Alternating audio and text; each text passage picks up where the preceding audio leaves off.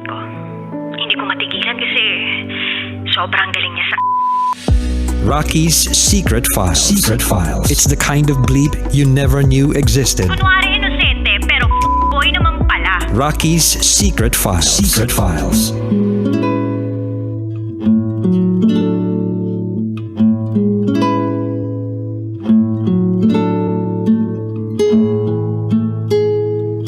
And we're back. Kasama niyo pa rin si DJ Rocky and this is Chas Secret Files. Si Cha na nagkamali na tuto, sumubok ulit. Ngayon, masayang-masaya na kapiling ang kanyang bagong girlfriend. So, pakinggan na natin ang mga kabisyo nating nag-share ng kanilang mga thoughts, comments, suggestions, and violent reactions. Ito po ang sabi ni Fave Marshall Guerrero. Magandang hapon sa inyo, DJ Rocky. Ang masasabi ko lang sa letter sender na to, tama lang mahalin mo yung iyong present jowa. Pero ang lesson dito is, kung may jowa ka, huwag kang maikipag-chat sa iba. Respeto lang. Kapag may jowa ka, huwag ka nang lumandi sa iba para hayahayang buhay. Magandang hapon nga pala sa iyo, DJ Rocky. Shoutout nga pala sa lahat ng mga listeners nyo dyan.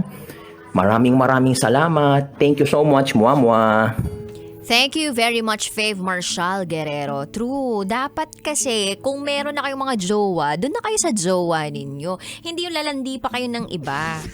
Sana kasi sinama nyo sa briefing yan o kaya sinama ninyo dun sa parte na nagde-date pa lang kayo, naliligaw pa lang, inorient nyo na doon. O by the way, halulukuhin kita. Ganun. Anyway, ito naman sabi ni Red. Hi, Cha. Ayoko sanang i-judge ang mga katulad mong tumatambay virtually sa mga online dating apps. Pero I'd like to address this for the benefit of others like you. Ang sa akin lang, kapag may karelasyon ka na, hindi mo na kailangan yung mga omegle-omegle na yan. Why? May nahanap ka ni, di ba? Another reason is because you are setting yourself up to experience temptations in the wrong place. Ang ending, kaguluhan lang sa buhay mo.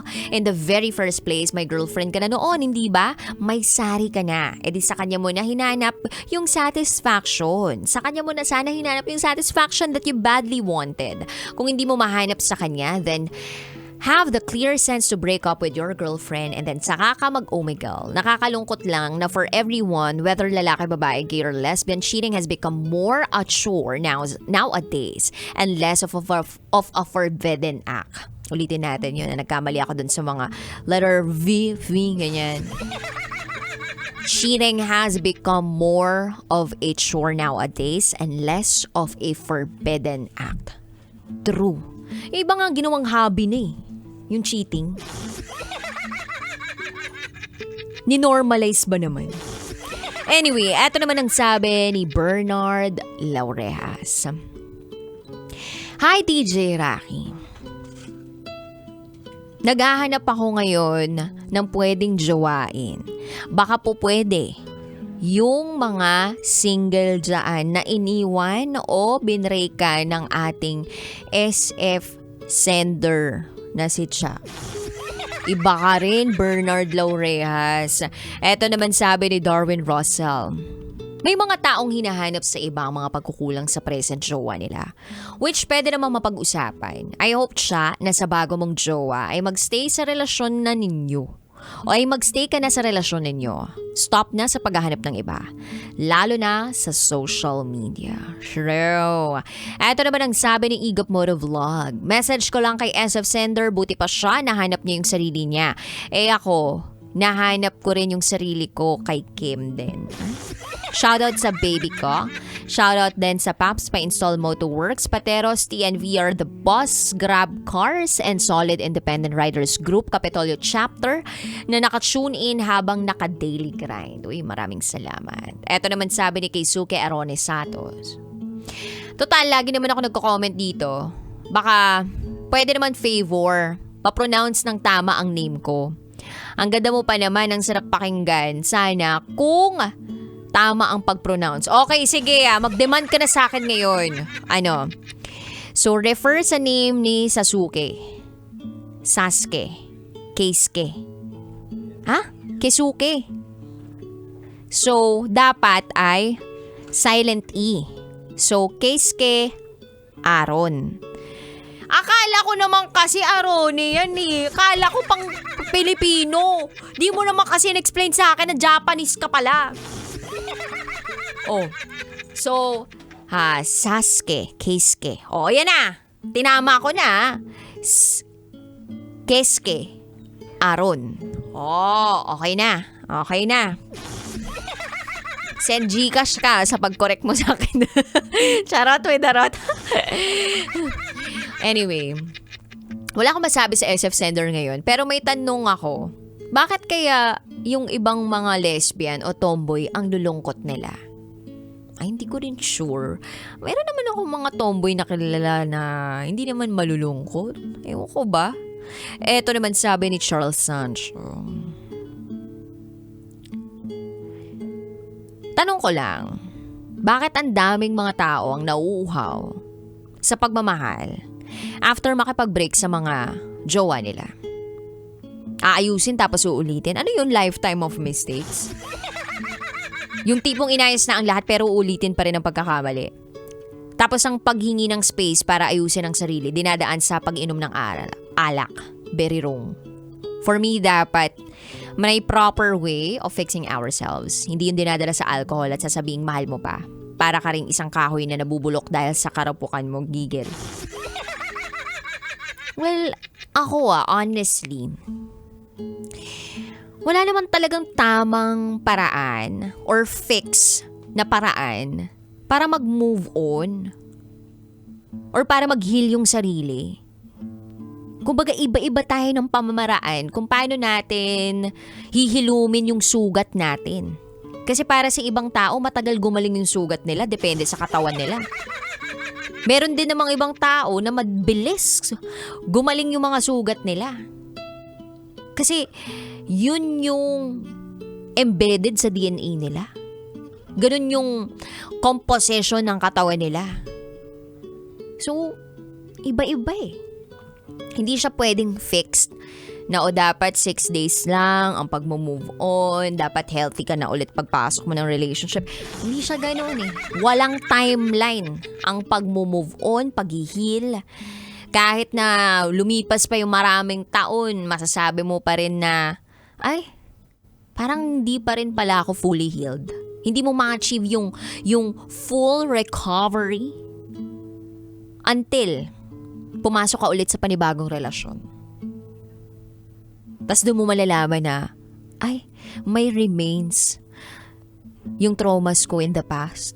Ay, meron akong mga issues in the past na dala-dala ko pa rin ngayon. Na akala ko healed na pero hindi pa pala.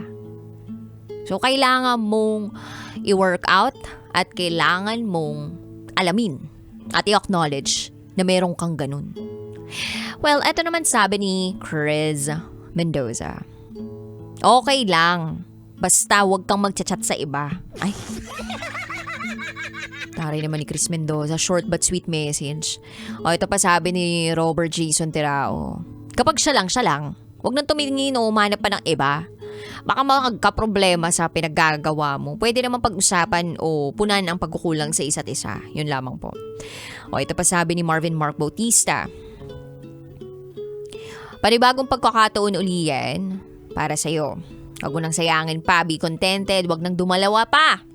Pabati po sa AFPM by MD family. Happy birthday accounting celebrants na sina Ma'am Joyce Teves, Ma'am Emily De La Paz, and today si Sir JC Tabiano. Ayan. Ikaw ba ang mag-host ng Reyna ng Aliwan? Hindi po ako yung mag-host ng Reyna ng Aliwan. Magiging hostess na po ako. Charot! Uwe, darot. Abangan nyo na lang po ako kung hindi po bukas sa Sabado. Yung Reyna ng Aliwan, masyado na pong maraming magaganda doon. So, hindi na po nila ako dinagdag na maganda doon. Ay, nako. Sabi ni Myra Dartuloy dito, shout out po sa mga cheaters dyan. Ayan, charot with Harot. Naku, hindi nga dapat pinapansin yung mga cheater na yan eh. Oh, nakakainis kasi. Makikipagrelasyon tapos di naman pala gagalingan. Sana kapag maninigaw kayo o kaya kapag nag-getting to know each other kayo, doon pa lang sinasabi nyo na sa isa't isa na, oh by the way may tendency ako magloko. Kapag hindi mo nasbigay sa akin yung pangangailangan ko, feeling ko kukunin ko to sa iba, ganon. Hindi yung paaasahin nyo yung taong kiniklaim ninyong mahal ninyo, pero at that person's back, tinatraidor o binibetray ninyo. Magsasayang pa kayo ng oras, panahon. Di na lang pwedeng lantaran na to. Kaazor. Hish. Contentment. Yan yung madalas wala sa tao ngayon eh. I understand na lahat naman tayo may pangangailangan. Lahat tayo gusto ng lambing, gusto natin ng aruga, gusto natin na maramdaman yung pagmamahal ng taong mahal natin. Tapos kapag hindi natin nararamdaman yun, feeling natin, hindi na tayo worthy mahalin. Feeling natin, tayo lang yung mas nagmamahal. Feeling natin, tayo lang bumubuhos ng pagmamahal. May ganun. Pero kung tutuusin, nagmamahal din naman yung taong yun. Baka lang hindi sa pamamaraan na alam mo. Yung tipong minahal ka naman niya pero hindi sa pamamaraang alam mo. Kumbaga yung love language ninyo hindi nagkakatugma. But the thing is, kung hindi man nagtutugma, you have to be honest. Sabi nga, honesty is the best policy. At walang lihim na hindi nabubunyag. Buti nga na konsensya pa tong secret file sender natin, nakipag-iwalay na siya dun sa unang girlfriend niya na si Sari. In fairness naman sa'yo doon na secret file sender, kumbaga papalakpakan kita doon dahil ang galing mo doon. Hindi mo na hinayaan pa na pagdaanan ninyo ulit ni Sari yung kaplastika ng relasyon. Na alam mo namang sa sarili mo na nagmamahal ka na ng iba. So goods yun. Na hindi na ipilit pa, kahit na gusto pa nung isa, nagmamakaawa pa sa'yo, nagiging desperada na siya sa'yo, okay na yun. Na hindi ka na maawa talaga sa kanya. Kasi baka mamaya kapag tinanggap mo ulit itong taong to sa buhay mo, kasi sinasabi mo na hindi ka niya deserve. Oo, number 1, hindi ka niya deserve. True naman yun. Kasi niloko mo siya. But aside from that, alam mo naman sa sarili mo na nagmamahal ka ng iba. So, hello, wag mo na masyadong i-elevate yung sarili mo para sabihin na hindi ka niya deserve. Or wag mo na masyadong pa-victim ka nun sa part na yun na hindi niya kasi ako deserve kasi niloko ko siya. Oo, check ka naman doon. Pero, wag mo i-deny yung fact na nagmamahal ka ng iba. Kaya hindi mo na siya kailangan pa sa buhay mo. Ay, at least, hindi ka naman plastic dun sa part na yun. Ganun kasi tayo mga Pinoy. Or ganun tayong tao in general. Kapag hindi na natin mahal yung tao, tapos karelasyon natin, sasabihin natin, hindi mo ako deserve kasi nagkamali na ako. True naman yun. Pero yung isa pang katotohanan doon, ay yung hindi mo na kasi siya mahal, kaya hindi mo na siya sasamahan. Bakit ka pa niya i-deserve, diba? Ikaw rin mismo sa sarili mo na hindi mo na siya deserve, diba? Kasi hindi mo na siya mahal eh. Kaasar lang yung gano'n, yung laging yun yung sinasabi. Anyway, ayun na, may riya ka na. Tapos nagbulag-bulagan ka, may girlfriend pala. Tapos biglang boom! Oh, ayoko na. Kasi wala naman nangyayari. Nag-move on ka. Tapos ngayon meron ka ng Kim. Taray! Ang dami-daming dumadaan na babae sa buhay. Sabi mo natuto ka na. Well, patunayan mo. No more games. Kung seryoso ka na talaga dyan, seryosohin mo na. Kung ayaw mo na masaktan uli, kung ayaw mo na magulong buhay, then ayusin mo yung mga desisyon mo sa buhay. Huwag ka na mag-install uli ng mga dating app. Huwag mo nang buhayin uli yung mga Omegle.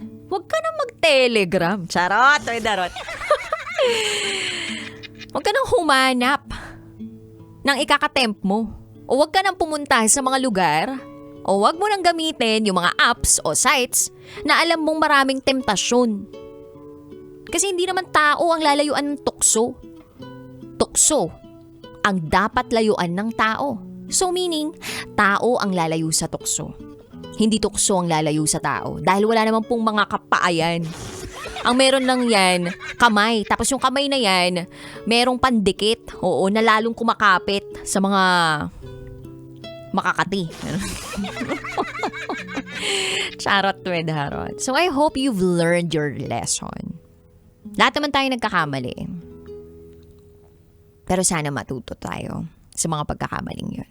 Kasi kung tunay talaga tayong natuto sa mga pagkakamali natin, hindi na natin uulitin yung pagkakamaling yun. Kasi marami namang iba pang pagkakamali. Yun naman, yung iba naman. Para lahat ng pagkakamali, na-try mo na. Oo. Diba? So yun lang. Anyway, nakikinig ngayon si si Captain Jam, Maverick Jam. Ayan, pag-greet daw sila ng girlfriend niya, Paula Nethercott, at sa mom niya na sila Nethercott and Bella, nasa car daw sila. Happy listening to each one of you.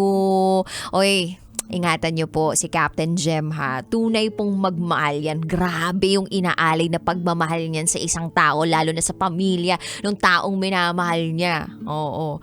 Captain Jem, huwag ka masyadong mabait din ha. Kasi baka kunin ka agad ni Lord. Charot!